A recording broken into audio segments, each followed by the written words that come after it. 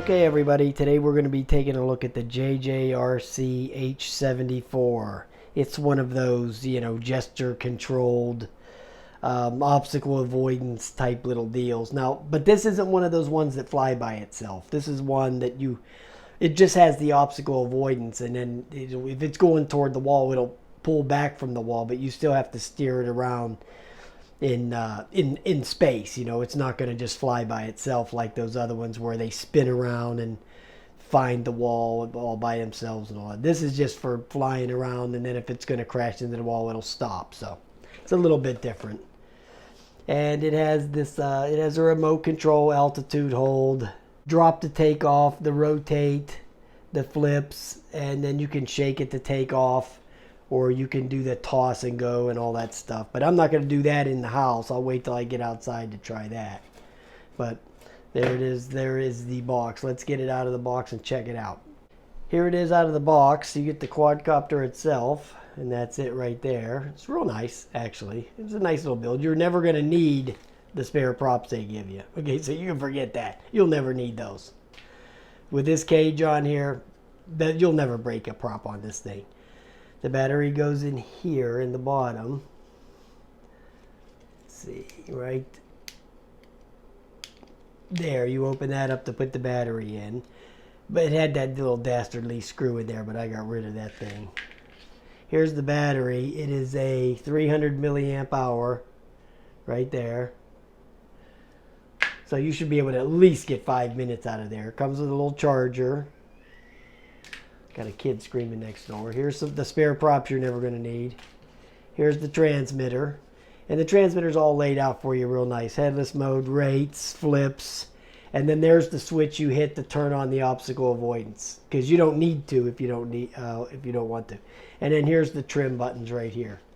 But when you calibrate it, I've noticed that once you calibrate it and it's on a nice level surface, it doesn't even drift around at all. It's pretty good about that.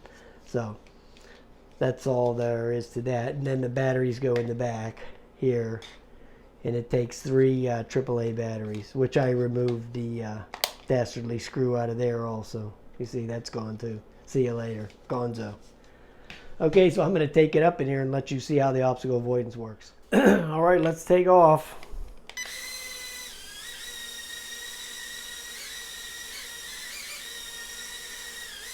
Try out some flips real quick.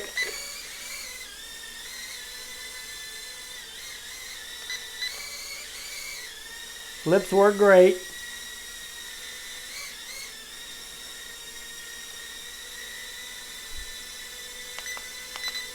It's got 3 rates, by the way.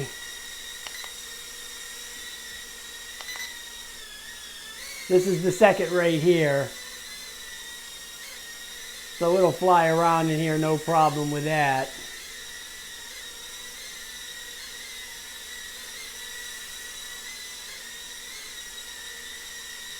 Yeah, really nice. Flies great. Look how stable it is. It doesn't hardly drift at all. Look at that. Just sitting right there. So it's really good. Flips are good. Okay, so now I'm going to try the obstacle avoidance out. Try to show you how that works. You just hold this button here in till it beeps. Now when I go up here and I go and try to fly to the door, you'll see it back up. See it? If it gets too close to anything, it just automatically, so the lights will start flashing and then it'll drift away from it. We'll go against this wall now. See? But you have to control it because it's just going to zoom. It's just going to zoom across back to the other wall and then smash off the other wall because it's going to be going so fast it's not going to be able to catch itself.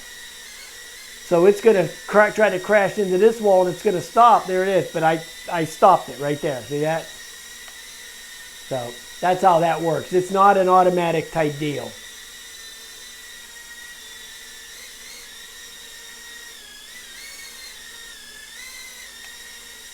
Okay, I turned the obstacle avoidance off.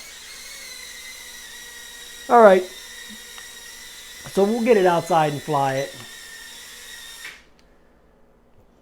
Handles great. I mean, this thing flies great for a toy quadcopter, man. Believe me. Believe me. There it is. Oh, let me line it up on the camera there. Beautiful. And we must not forget, for now on, we must remember, right there. Where is it? Right here. I'm trying to find it. Right there. Ages 14 and up. That's right. All right, guys. Have a nice day.